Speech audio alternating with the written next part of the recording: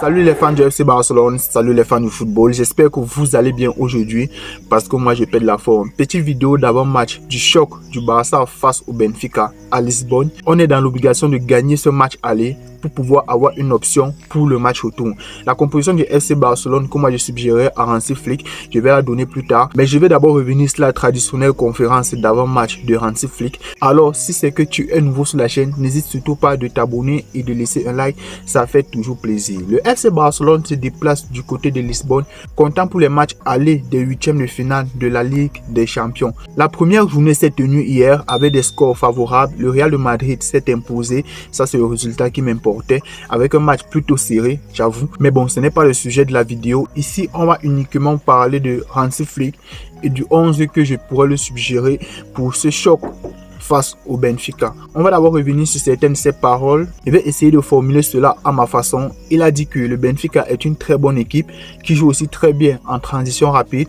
Donc c'est au FC Barcelone de répondre présent et c'est au FC Barcelone de savoir exploiter les occasions qu'ils vont pouvoir avoir. Parce que je vous rappelle que Benfica, c'est une équipe qui traditionnellement, quand ils évoluent face à de grosses équipes européennes, préfèrent jouer bloc bas et à la récupération de ballon, évoluer en transition rapide. C'est leur jeu quand ils sont face à de grosses écuries. Et je pense que c'est le jeu qu'ils vont mettre en place ce soir. Donc c'est au FC Barcelone de concrétiser toutes ces actions, notamment quand ils seront tous dans le camp du Benfica. Et aussi le repli défensif, il va être très important. Mais je pense que si à la première mi-temps, le FC Barcelone réussit à tuer le match, je veux dire par là 2-0. En deuxième mi-temps, on va pouvoir avoir une très belle gestion. Donc ça, c'est un peu la physionomie du match que je pourrais espérer ce soir face au Benfica. Voilà, le 11 de départ au goal, moi je mets d'abord Chesney qui ne fait que rassurer de match en match. Et rappelez-vous, il avait fait deux grosses erreurs au match de poule face à Benfica, mais malgré ça on a réussi à gagner 5-4 avec un match vraiment clonesque, un match rempli de rebondissements.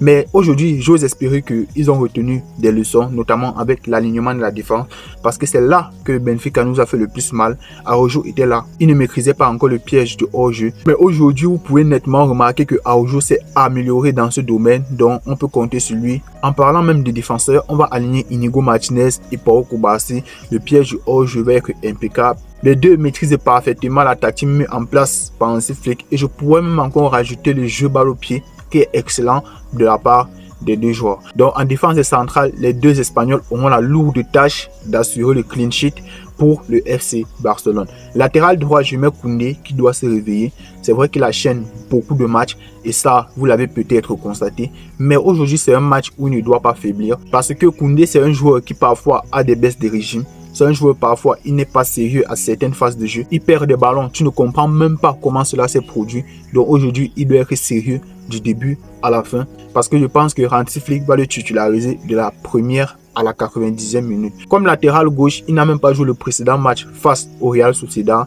Balde sera titulaire. Pour lui, c'est qu'en 2025, il a complètement changé. Il monte en puissance et j'espère qu'aujourd'hui, il va continuer sur cette même lancée. Et pourquoi pas élever encore plus son niveau de jeu. Le piège hors-jeu va être primordial. Je sais que lui, il assure toujours ça à la perfection. Comme je l'avais déjà dit sur une de mes vidéos, pour moi, en numéro 6, Casado ne doit jamais bouger. Dans les gros matchs à grosse intensité. Donc, je mets Casado en 6. Vous connaissez, c'est mon chien de chasse. Il sera toujours partout, sur tous les ballons.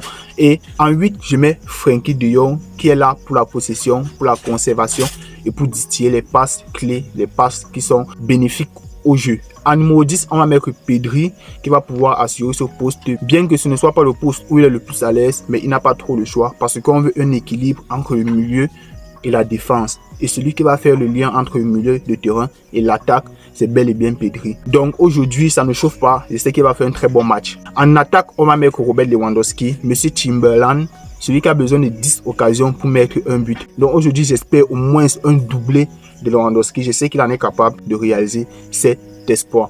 À gauche, on va mettre Rafinha comme d'habitude, celui qui se surpasse toujours, celui qui se dépasse toujours dans les grands rendez-vous, celui qui est toujours là, présent dans les meilleurs matchs de la saison en Ligue des Champions.